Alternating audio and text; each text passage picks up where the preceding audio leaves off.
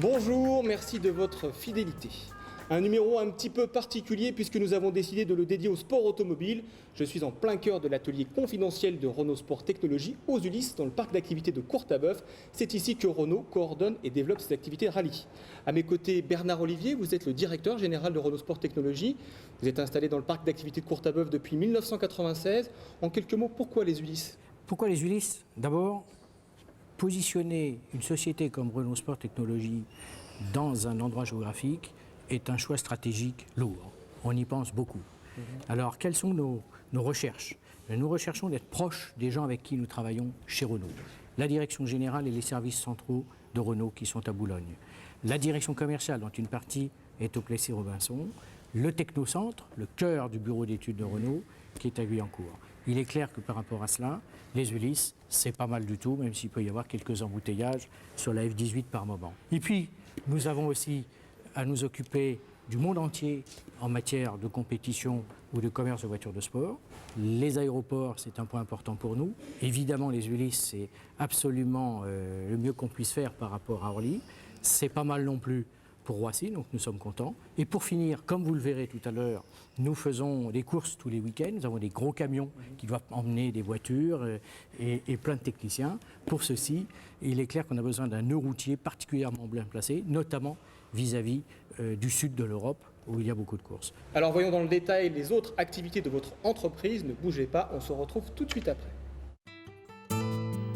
Installé dans le parc d'activités de Courtabœuf depuis 1996, Renault Sport Technologies, c'est au total 700 salariés, dont 200 sur le site des Ulysses.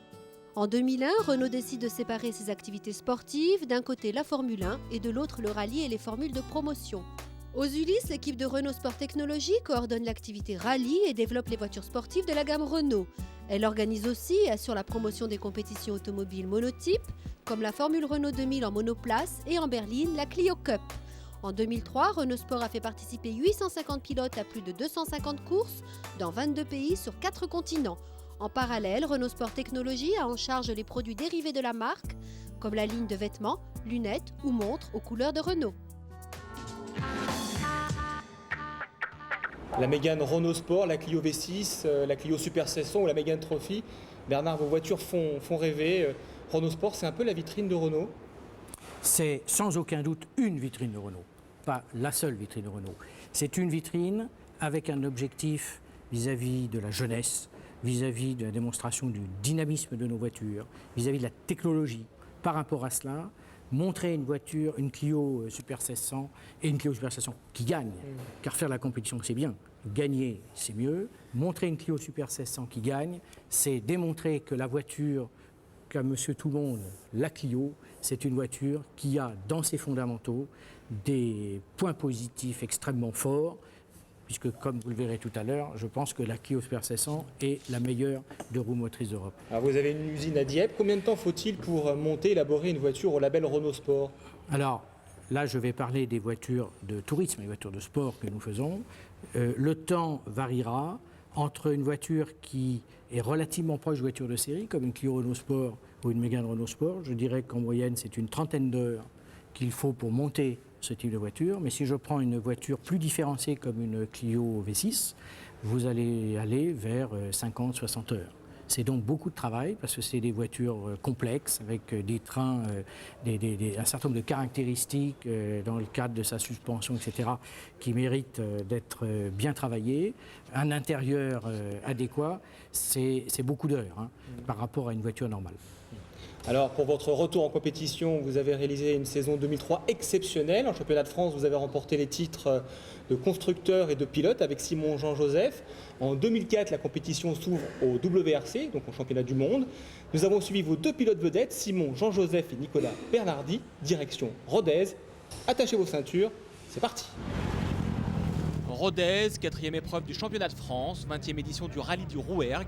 3 étapes, 8 sections et 14 épreuves de spécial allant de 10 à 27 km sur route fermée. Un rallye, c'est toute une ambiance, le vrombissement des moteurs, les voitures carénées, mais aussi les passionnés venus en nombre admirer leurs idoles.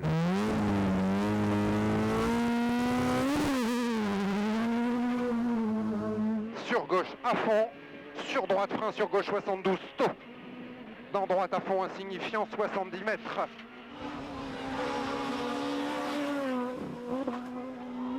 La Clio Super 1600, une machine conçue pour gagner.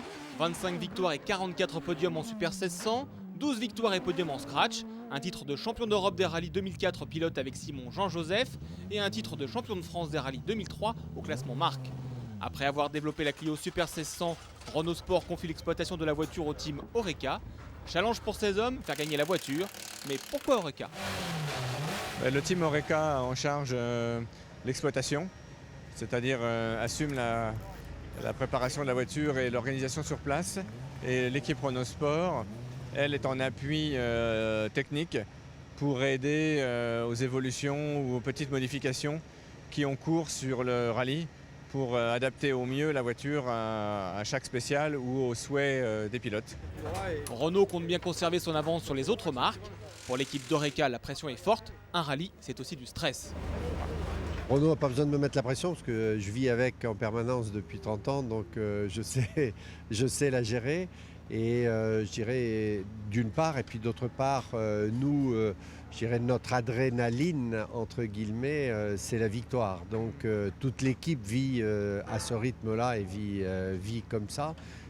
Nous ne sommes pas là pour participer à un rallye, on est vraiment là pour gagner. Ce qui est formidable, c'est le parfait partenariat entre l'équipe technique de Renault Sport et notre équipe d'exploitation. Je dirais que c'est beaucoup plus qu'un partenariat. C'est vraiment une collaboration très étroite. Avec plusieurs évolutions majeures apportées sur les Clio, comme par exemple un nouveau train arrière, Simon Jean-Joseph signe encore le meilleur temps de la spéciale. Pour lui, cette victoire, c'est bien la victoire de toute une équipe. Je suis un maillon de la chaîne, comme les autres en sont partis. Et c'est justement une grande chaîne qui réussit à faire ce qu'on fait aujourd'hui. Je crois qu'on a le même objectif, c'est de gagner. Et pour gagner, comme je dis, il faut énormément travailler, être très rigoureux et puis garder la motivation en permanence parce que les autres, de toute façon, l'ont comme nous-mêmes. Au terme d'une très belle course, ponctuée par 10 meilleurs temps sur 14, Simon Jean-Joseph et son copilote Jacques Boyer offrira à Renault sa 3e victoire de la saison en championnat de France. Nicolas Bernardi et Jean-Marc Fortin terminent eux 3e des Super 1600. Et depuis le rallye du Touquet, c'était les 7, 8 et 9 octobre dernier, vous êtes champion de France, vous ne pouvez plus être rattrapé par vos concurrents. Vos premières impressions, Bernard ? C'est tout à fait exact. Je rajouterai à cela que 15 jours avant, nous avons gagné aussi le titre de champion d'Europe, qui est un titre très envié de rallye. C'est la démonstration que notre voiture est la meilleure de roues motrices en Europe. C'est la démonstration que les équipes qui sont ici aux Ulysses sont sans aucun doute des équipes extrêmement professionnelles, rigoureuses. C'est donc beaucoup d'honneur, beaucoup de fierté et de joie d'avoir ces titres. Et comme vous l'imaginez, nous sommes des sportifs. Bonjour pour les challenges l'année prochaine. Gilles Lallemand nous a rejoint, vous êtes le directeur technique de Renault Sport. Je crois que vous avez été l'un des premiers à croire en cette aventure. Oui, effectivement, mais au préalable, je rappellerai que Renault a une très longue histoire en sport automobile, et particulièrement en rallye. On se souvient tous des épisodes de la berlinette, de l'R5 Turbo, des Clio et des Mégane, et on est très fiers de poursuivre cette aventure avec la Clio. Alors comment on a démarré ? Avant tout avec l'opportunité d'un nouveau règlement sportif. C'est souvent ce type d'occasion qui nous le permet. Et nous avons développé sur la base de la Clio, c'est-à-dire votre Clio, la nôtre, un produit de compétition tout à fait compétitif. Et nous avons engagé cette voiture pour prouver et pour valoriser l'image de la Clio. Je rajouterai un deuxième élément, c'est qu'aussi toutes les petites voitures concourent dans le même règlement Super 1600, c'est-à-dire les 206, les Saxo, les C2, la Clio, la Polo, la Corsa. Et on se bat tous tous les week-ends contre nos concurrents. Alors je crois que vous ne développez pas uniquement ici aux Ulysse, vous commercialisez vos véhicules. Renault n'a pas seulement une politique et une volonté de gagner les courses, on a aussi comme ambition de favoriser l'accès au sport automobile. On sait tous que le sport automobile est un sport cher, mais c'est à la fois un sport passionnant et nous voulons que le plus grand nombre de compétiteurs puissent y accéder. Je citerai 2 exemples. À travers une politique de prix, on a 2 voitures tout à fait compétitives. La petite 1600 qui permet d'accéder au rallye qui est vendu 20 000 € et un produit plus compétitif comme la Clio Roubaix vendu 30 000 €. Nous développons aussi un certain nombre de services pour aider au sport automobile qui est un sport complexe. C'est effectivement un sport plus difficile que le tennis ou que le football, mais Renault fait tout pour accéder à ce sport passionnant. J'ai envie de vous demander, est-ce que vous développez déjà la remplaçante de la Clio Super 1600 ? Est-ce qu'on peut la voir là derrière nous ?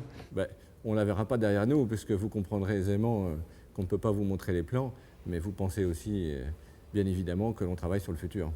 Bernard, entre le mariage entre Renault et Nissan, on peut imaginer qu'un jour vous allez élaborer des voitures de compétition ensemble ? Sûrement on peut l'imaginer. Il est clair que dans le cadre de la politique de l'Alliance, les bases des voitures deviennent les mêmes. Les moteurs sont les mêmes.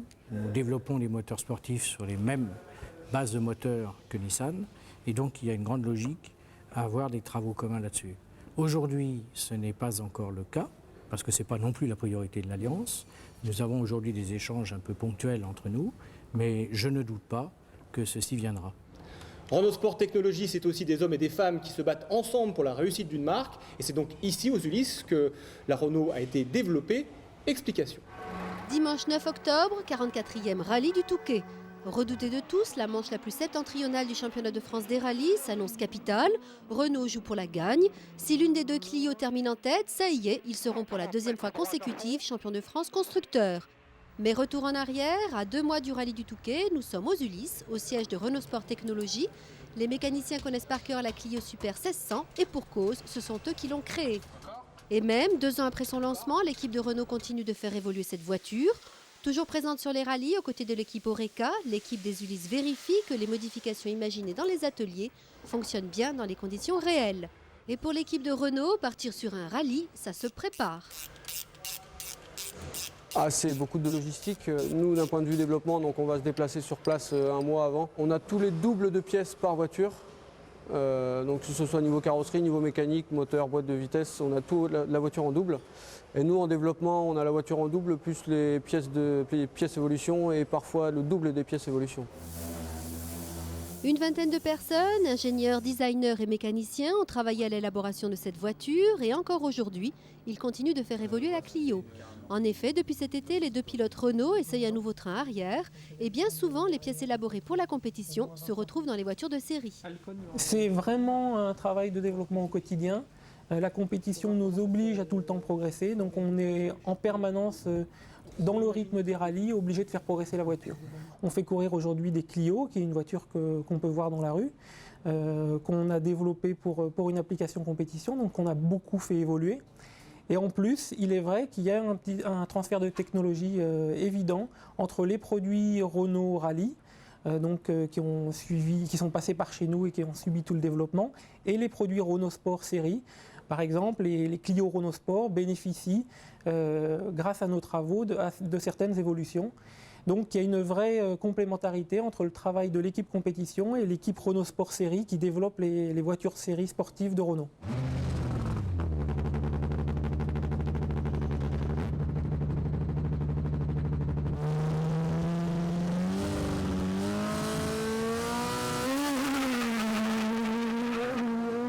Retour sur le rallye du Touquet, tout le staff du Clio Team est là. Ils épaulent l'équipe Oreca et pour les hommes des Ulysse, être présents sur les compétitions, c'est très important. Je pense que dans le milieu de la course, c'est une grande famille et aujourd'hui, on est un peu obligé de sortir et tout pour voir un peu tout ce qui peut se passer au niveau de la concurrence et au niveau des différents championnats. Parce qu'en développement, on est tout seul et on ne voit pas trop ce qui se passe au milieu de la course. Ça nous permet de nous rencontrer, de nous connaître et de bien travailler ensemble. En tête de bout en bout, Simon Jean-Joseph et Jacques Boyer sont rejoints sur le podium par Nicolas Bernardi et Jean-Marc Fortin. Il s'agit de la 5e victoire pour les Clio. Renault remporte 2 courses avant la fin, le championnat de France des rallyes marques. Il est serein, il est déjà champion. Bernard, vous fabriquez des voitures très puissantes. Est-ce que vous pensez que c'est compatible avec les messages des pouvoirs publics qui incitent les automobilistes à lever le pied? Je n'ai pas de problème particulier par rapport à ce que vous abordez. Pourquoi? Parce que d'abord, il y a une trop facile liaison, en France en particulier, entre la voiture de sport et la vitesse. Dans beaucoup de pays, ce n'est pas cela. Il y a 600 000 voitures de sport vendues chaque année en Europe. Je ne crois pas qu'il y a 600 000 chauffards en puissance qui sont dans ces voitures. Pourquoi? Eh bien parce que la voiture de sport, ce n'est pas la voiture qui va vite. C'est la voiture dont le comportement dynamique est le meilleur. Et c'est dans le freinage, c'est dans la liaison au sol, comme on appelle, c'est-à-dire la qualité des virages, la précision de la direction, l'ergonomie des différents leviers. C'est dans cela que l'on voit une voiture de sport. Et je dirais, si elle a une caractéristique, ça serait plutôt d'être capable de tourner relativement vite, mais sans problème dans des limites du code de la route, que d'aller vite sur autoroute. C'est cela qu'il faut bien comprendre. Et en conséquence, c'est ça qui fait que la voiture de sport, c'est une voiture plaisir. C'est une voiture image, parce qu'en général, la voiture de sport, c'est beau, et on fait en sorte que ce soit beau, mais c'est aussi une voiture plaisir. Une voiture où il y a un plaisir de conduite, où il y a un plaisir d'être dedans, d'entendre un joli son moteur. Il y a une sécurité, j'insiste aussi sur ce point, sécurité par un freinage surpuissant, sécurité par la réserve de puissance ou de coupe que vous avez dans le moteur, sécurité par une boîte de vitesse extrêmement précise. C'est cela, la voiture de sport, et c'est cela, je pense, que nos clients cherchent. Alors vous avez dit conduite plaisir, le mondial d'automobile vient de fermer ses portes il y a quelques semaines avec un véritable succès populaire, plus d'1,4 million de visiteurs et un engouement quand même du grand public pour le confort dans la voiture. Alors pour vous constructeurs, est-ce que vous allez modifier votre conception de la voiture dite sportive? Alors je dirais que c'est déjà en cours, au sens où pour moi, il y a deux sortes de voitures de sport. Il y a la voiture de sport, j'allais dire pure et dure, qui est une voiture qui garde tous les fondamentaux de la voiture de sport et qui enlève au contraire beaucoup de confort. C'est une voiture pour jeunes, une voiture qui sera donc peu chère parce que le confort coûte très cher, une voiture légère parce que le confort ça pèse. C'est donc une voiture qui sera extrêmement performante dans ses caractéristiques sportives. Et puis vous avez l'autre partie de la clientèle qui va chercher effectivement une voiture très bien équipée, très confortable et sur laquelle on se sent dans un grand plaisir de sécurité parce que vous êtes dans une voiture de sport. Et donc, nous sommes en train, que ce soit sur nos Clio, que ce soit sur nos Mégane ou sur nos voitures futures, sur la même base de voiture, d'avoir deux offres vis-à-vis de deux clientèles assez différentes. C'est les clients qui vont être, j'imagine, très satisfaits.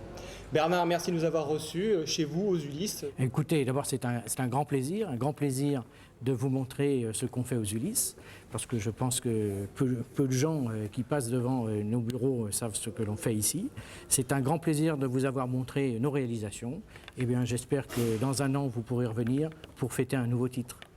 Merci de nous avoir suivis. Ce numéro du MAG est terminé. Vous pouvez le retrouver sur notre site internet www.lesulysse.fr. Prochain rendez-vous avec le MAG, le samedi 27 novembre à 12h10 sur Téléson, rediffusé le dimanche 28 à 19h30. Et d'ici là, portez-vous bien.